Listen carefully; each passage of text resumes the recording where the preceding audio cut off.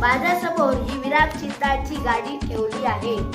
इथे पूर्णविरामाचं चिन्ह आहे म्हणून मी पूर्णविरामाची गाडी इथे लावली आहे.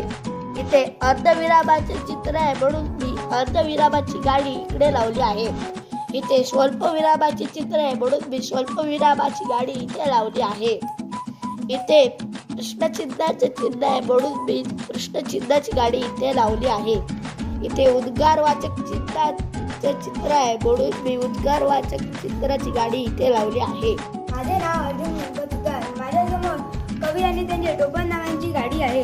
इकडे बालकवी लिहिलेलं आहे म्हणून मी इकडे त्र्यंबक बाबूजी ठोंबरे यांची गाडी लावलेली आहे.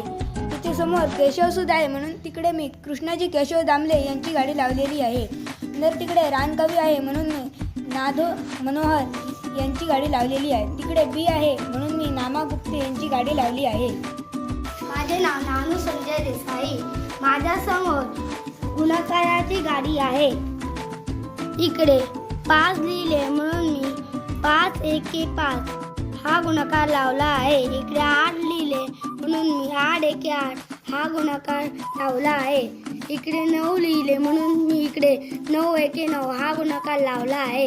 इकडे 7 लिहिले म्हणून इकडे 7 एके 7 हा गुणाकार लावला आहे.